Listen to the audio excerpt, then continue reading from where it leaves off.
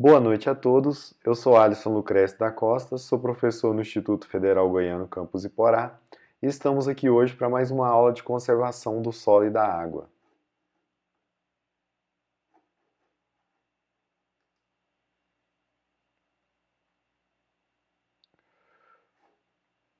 Na aula de hoje, iremos abordar sobre conceitos, de conservação de estradas rurais.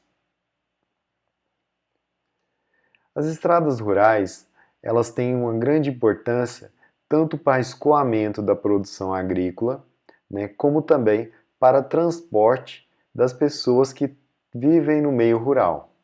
Então elas desempenham um papel importantíssimo para essa cadeia, produtiva. Então são fundamentais para o desenvolvimento agrícola e também para escoamento da produção. Nesse sentido, essas estradas rurais, elas têm que ser preservadas. Elas não podem sofrer processo de erosão, pois isso dificultará o trânsito, de pessoas e produtos. E para a conservação de estradas rurais, como é fundamental, temos que utilizar das técnicas de terraceamento e construção de bacias de captação para diminuir a erosão de estradas rurais. Pois as estradas rurais, como são locais de trânsito, de passagem de veículos, então o que acontece? Normalmente elas são muito susceptíveis ao processo erosivo. Isso faz com que, se essas estradas não forem devidamente trabalhadas no sentido de conservação, elas podem sofrer processos erosivos e causar, tanto no campo como nelas mesmas, a erosão e vossorox ali. E a forma de preservação dessas estradas rurais é a construção de bacias de captação para ajudar na infiltração de água no solo. As bacias de captação são construídas perpendicular à estrada rural com o objetivo de coletar a água da chuva que cai sobre a estrada e não infiltra sobre o solo, pois a estrada rural, devido à sua compactação, ela tem baixa infiltração de água no solo, então ela capta essa água e faz com que essas águas infiltrem no solo, diminuindo o potencial erosivo dessas águas.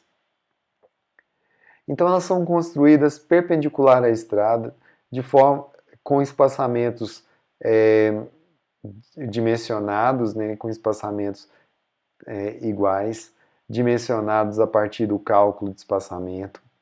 E aí elas captam a água, fazendo com que essa água infiltre no solo. Então aqui é um exemplo mostrando uma estrada rural, onde o sentido do declive está nesse sentido aqui. Então nós temos aqui o declive desse morro. Então o declive do morro está nesse sentido aqui.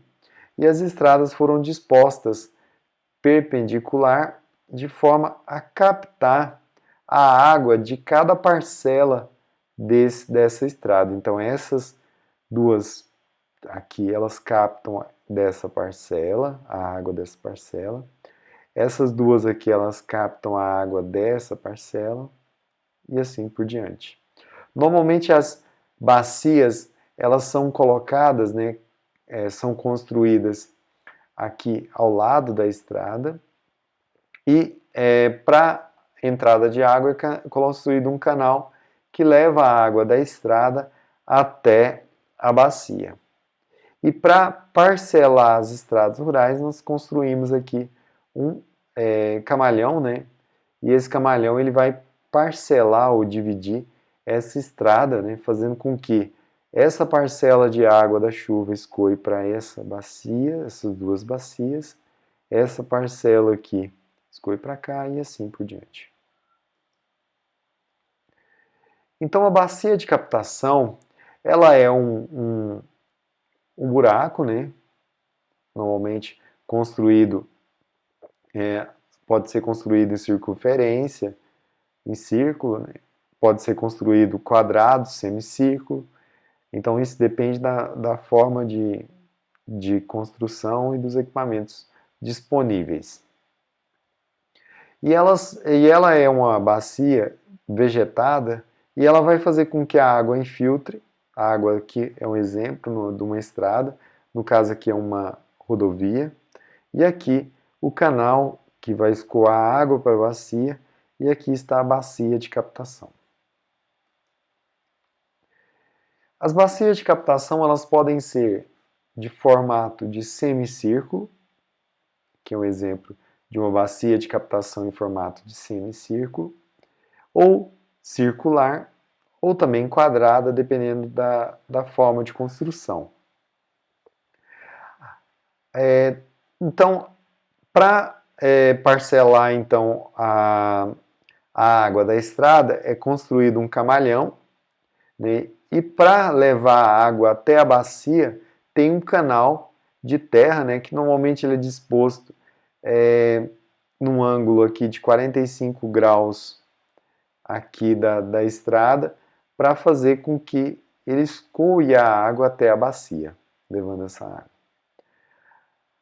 Esse canal ele pode ser construído numa declividade máxima de até 1%, mais que isso pode fazer com que a água também cause erosão nesse canal, né? E para calcular então o espaçamento entre as bacias, esse espaçamento aqui, né, entre as bacias, nós utilizamos a forma de Bertone,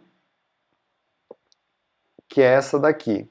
O espaçamento vertical ele é dado por 0,4518 vezes o K, que é o coeficiente de erosão do solo, vezes a declividade elevado a 0,58.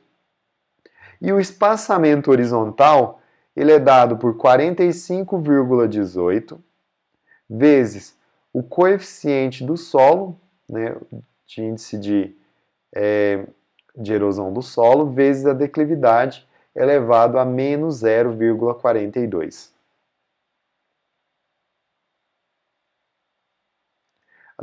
A declividade, a gente entra na forma em porcentagem. E o coeficiente, o índice de variabilidade do solo, né, de erosão do solo, ele é adimensional. E o espaçamento vertical e o espaçamento horizontal, eles são dados em metro. O índice de erosão dos solos é de acordo com o grupo de solo, né? Normalmente é dividido em 4 grupos de solo, e esses índices da erosão eles podem ser de acordo com um grupo para o grupo A, que são solos que têm alta resistência à erosão de 1,25, para o grupo B, que são solos que têm moderada resistência à erosão e 1,1, para o grupo C, que solos que têm baixa resistência à erosão de 0,9, e para o grupo D, que são solos que têm muita baixa resistência à erosão, esse índice K é de 0,75. O grupo A ele é composto de solos como latossolo, também pode ser latossolos vermelhos, latossolos brunos, latossolo vermelho amarelo, latossolo vermelho estroférrico, esses solos que são profundos e têm alta resistência à erosão.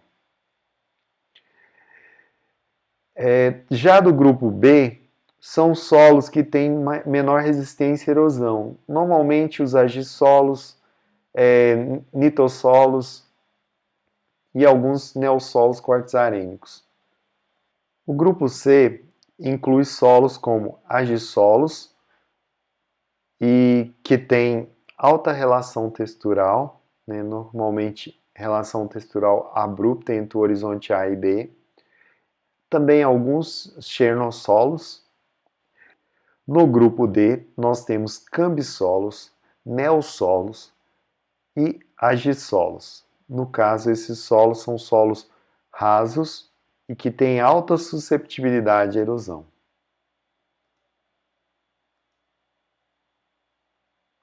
O dimensionamento de uma bacia de captação, normalmente ele é feito pelo volume de enxurrada que essa bacia tem que coletar. E esse volume de enxurrada, ele depende da precipitação, do espaçamento horizontal entre as bacias e do comprimento, no caso, da estrada, né, da largura da estrada. Então, o volume, né, ele pode ser dado pela altura máxima de precipitação, espaçamento horizontal vezes a largura da estrada dividido por 1000, onde que a altura máxima da precipitação é dada em milímetros, espaçamento horizontal é dado em metros, que foi calculado no passo anterior, e largura da estrada depende da largura da estrada, né, a ser construída, e também é dado em metros. O dimensionamento da bacia de captação depende também da intensidade, né, dessa chuva, que é determinado pela região, né, que a estrada é construída. E a estimativa, né, dessa chuva máxima provável é em função de um tempo de retorno e da duração da chuva. E é feita por meio de uma equação desenvolvida para cada região. Essa equação de caracterização da chuva pela intensidade, normalmente ela é desenvolvida a partir dessa forma, onde a intensidade máxima ela é dada por um coeficiente K vezes um tempo de recorrência elevado a um coeficiente A, dividido pelo tempo mais B elevado a C, onde I é a intensidade máxima média de precipitação em milímetros por hora, TR é o tempo de retorno em anos, T é a duração de precipitação, no caso em minutos, K, A, B e C são parâmetros relativos à localização da região, né, de precipitação. Para o dimensionamento de bacias de captação, emprega-se um tempo de duração de 24 horas de chuva máxima diária, para a chuva máxima diária, e um período de retorno de 10 anos. Assim, obtém-se a intensidade máxima. E a altura máxima de precipitação é dada por intensidade máxima vezes 24. Então, nós temos a quantidade máxima média de precipitação em milímetros. O próximo passo será definir o raio e a profundidade da mesma. A bacia de captação de formato circular tem o volume definido por volume máximo é igual a π vezes a profundidade de construção ao quadrado vezes o raio menos P dividido por 3. Para o dimensionamento da bacia, nós precisamos então, e construção da bacia, nós precisamos então saber o raio dessa bacia. Então nós vamos ter que escavar aqui para a construção da bacia. Nós precisamos escavar esse círculo aqui com uma profundidade específica e um raio específico. Nós precisamos construir também o canal escoadouro, que vai escoar a água do segmento de estrada para dentro da bacia. E essa bacia, então, a profundidade e o seu raio depende da quantidade de volume que vai de precipitação e quantidade de água que vai ser captada por esse segmento aqui da estrada. Então, esse raio e a profundidade de escavação depende, então, desse volume, que é calculado, então, pela fórmula que eu falei anteriormente. Vmax é igual à altura máxima de precipitação vezes espaçamento horizontal vezes o comprimento da estrada vezes a largura da estrada dividido por 1000. Vmax é dado por π vezes profundidade ao quadrado vezes r menos p dividido por 3, fecha, abre, fecha, colchetes. A construção de bacias, elas podem ser em semicírculo, como é o exemplo acima, ou circular. Normalmente as bacias elas são construídas a partir de um corte no terreno, né? Esse corte, né, parte daquele solo que será removido do corte vai ser utilizado para a formação do aterro. E esse aterro, então, o corte mais o aterro, nós temos então a quantidade, né, o volume de água que vai ser armazenado pela bacia. O mesmo exemplo também para a bacia construída em círculos, né, circunferência.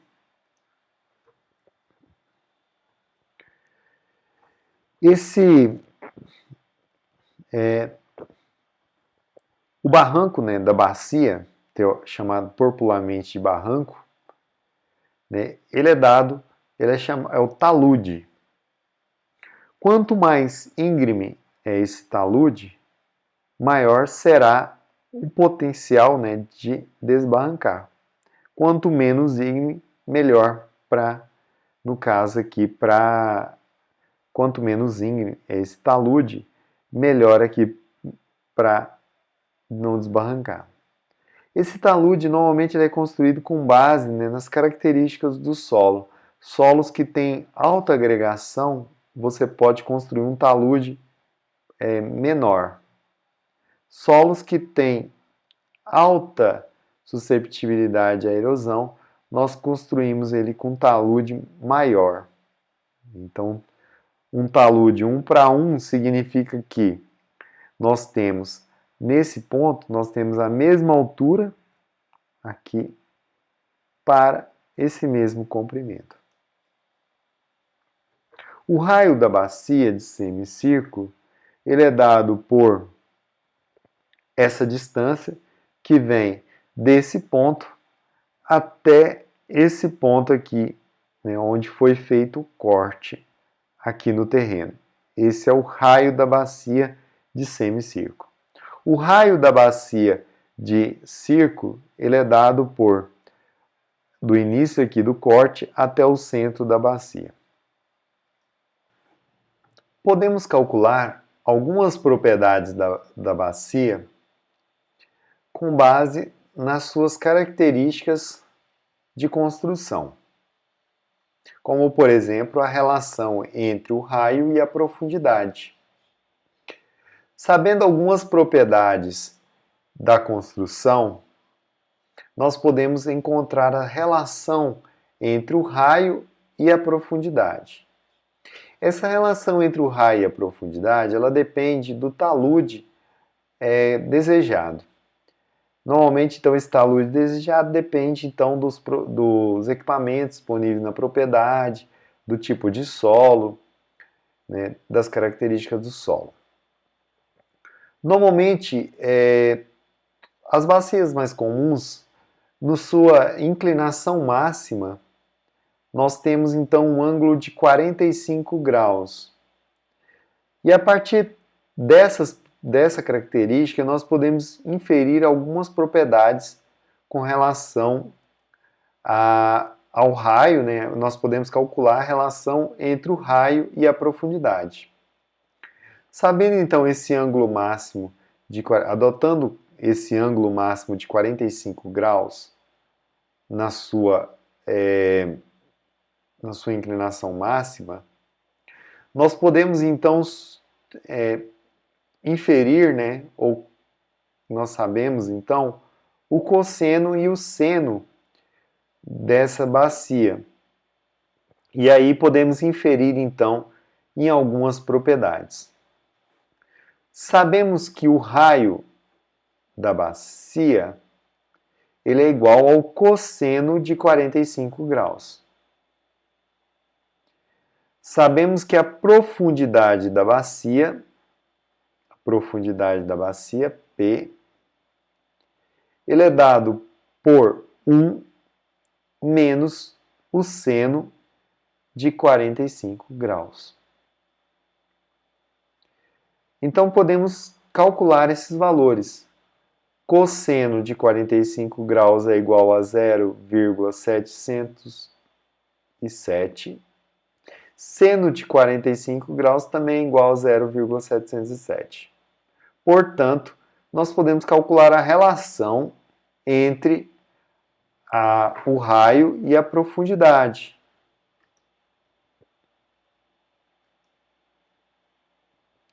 Onde que a relação entre o raio e a profundidade ela é dada por 0,707 dividido por 1 menos 0,707, que é igual a 2,41.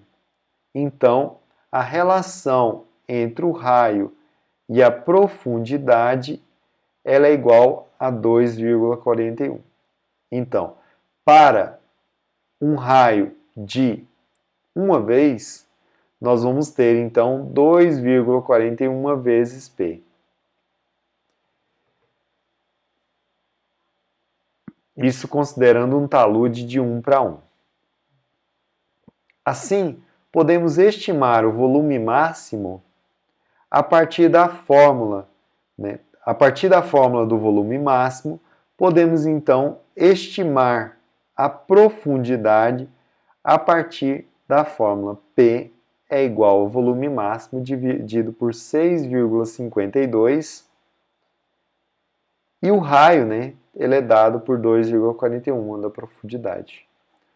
Para a bacia de semicírculo, nós podemos então, sabemos que o volume máximo ele é dado por π vezes r ao quadrado vezes p dividido por 4.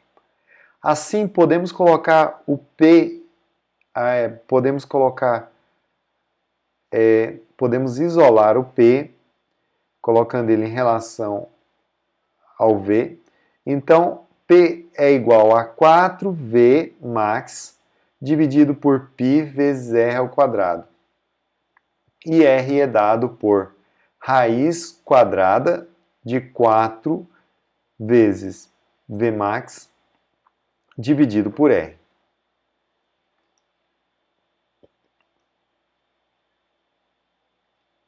Considerando a mesma propriedade falada anteriormente, onde a relação entre R e P é igual a 2,41 vezes P, considerando um talude de 1 para 1, nós podemos obter que P é dado por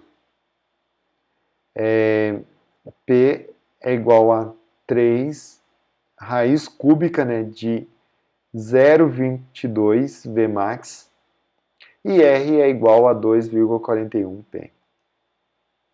Então agora vamos fazer um exemplo. Vamos determinar o espaçamento entre bacias e o volume de enxurrada para uma estrada com 4 metros de largura, com 7,5% de declividade. O solo tem resistência à erosão de 1,25 e a intensidade máxima de precipitação para aquela região é 5,56. A partir desses dados, então, podemos calcular o espaçamento vertical,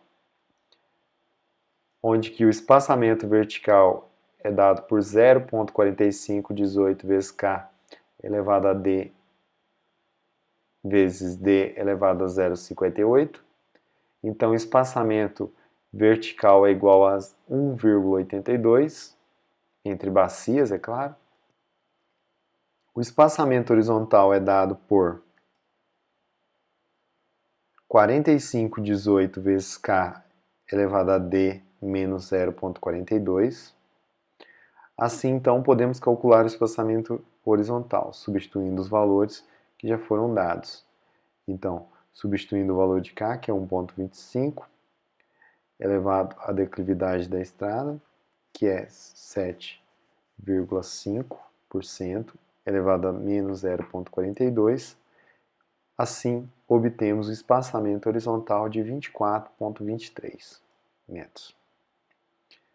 Calculando o espaçamento horizontal, podemos estimar a intensidade máxima de precipitação.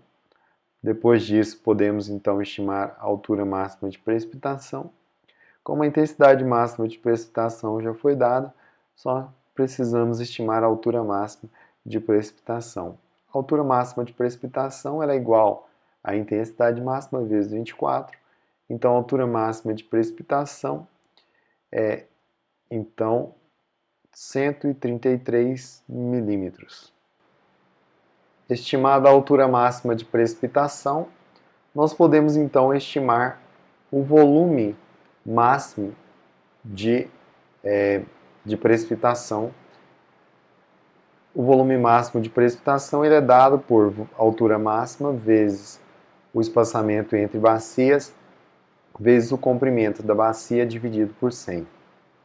Assim, o volume máximo só substitui os valores, né?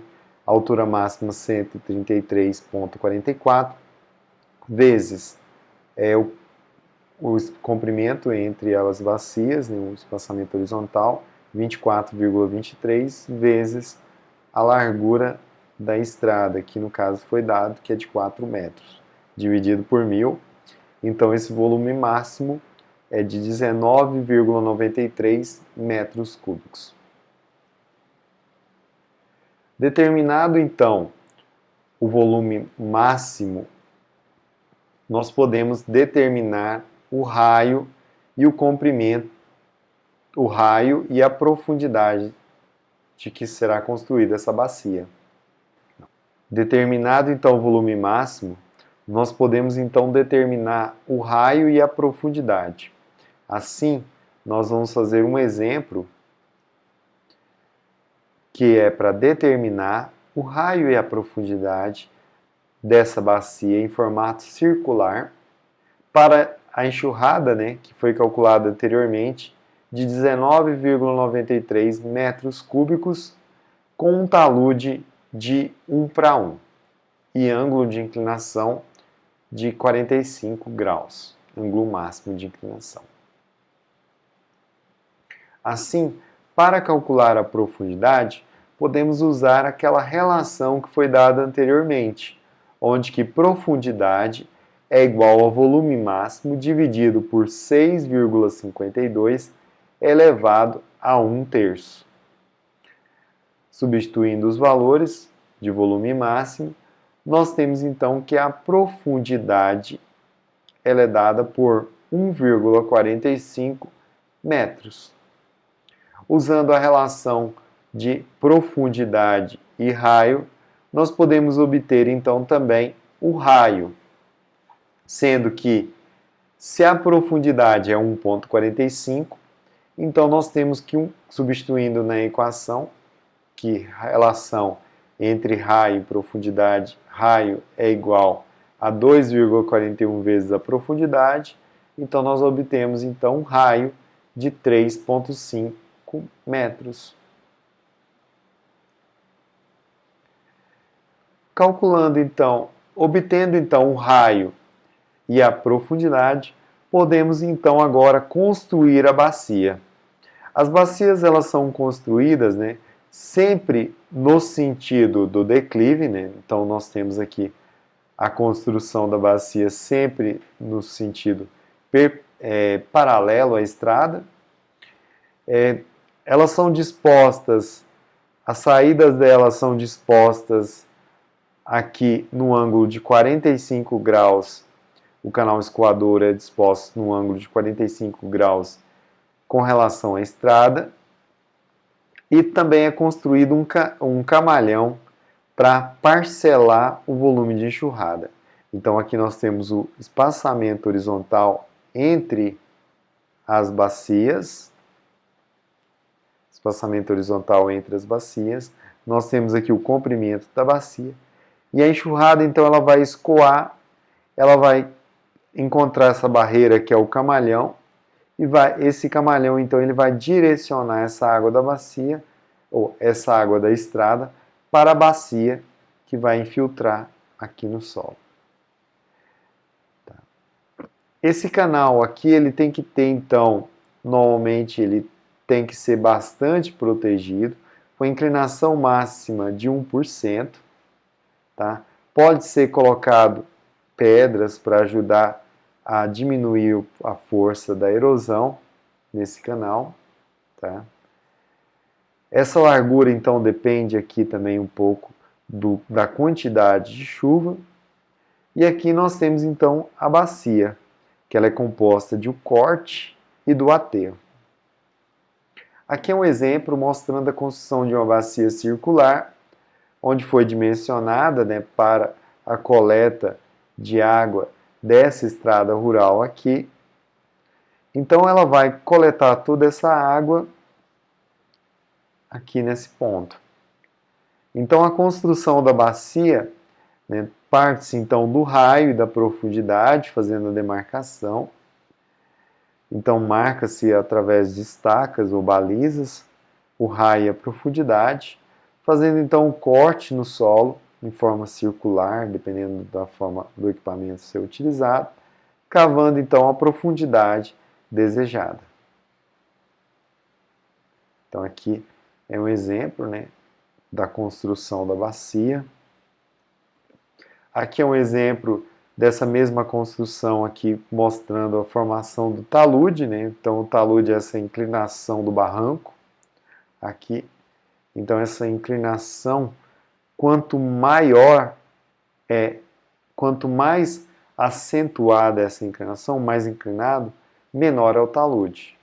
Quanto maior essa inclinação, maior é o talude. Aqui é um exemplo, né, de uma inclinação de 45 graus. Nós temos aqui o raio da bacia,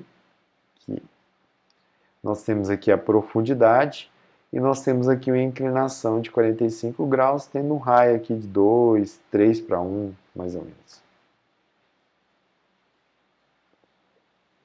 Nós temos aqui mostrando então a bacia, o canal que vai escoar a água para dentro da bacia, e a bacia já quase pronta aqui. Falta somente vegetar. Então aqui é o exemplo da bacia construída com o raio e a profundidade e o canal escoador, o canal que vai escoar a água da estrada para dentro da bacia. As bacias elas têm que ser vegetadas, pois elas sofrem muita erosão. Então essa vegetação normalmente tem que ser uma vegetação bastante robusta, né? Nós temos aqui mostrando uma bacia, nós temos aqui mostrando então o camalhão que vai direcionar a água para as bacias. Aqui é uma bacia construída em uma estrada rural. Nesse caso aqui não temos um camalhão. Aqui é o detalhe da bacia. Aqui também temos um outro exemplo de bacia construída também em uma estrada rural. Então ela passa aqui, o canal passa aqui debaixo dessa cerca e direciona aqui para dentro dessa bacia de captação. Aqui também temos vários exemplos. Ao longo dessa estrada rural, né, nós temos aqui o sentido do declive do terreno. Nós temos aqui diversas bacias que captam toda essa água que cai da precipitação nesse segmento aqui da estrada rural. As bacias de captação, devido à sua alta susceptibilidade à erosão, elas devem ser rigorosamente vegetadas. E as principais vegetações que podem ser utilizadas são as braquiárias em geral, como a decumis, umidícula, mútica, alguns pânicos e também algumas gramas como o paspalum, né? Paspalum dilatum, como a grama corda, Paspalum notatum, como a grama batatais, todos podem ser utilizados para a vegetação das bacias, né, desde que ela tenha uma alta resistência à erosão.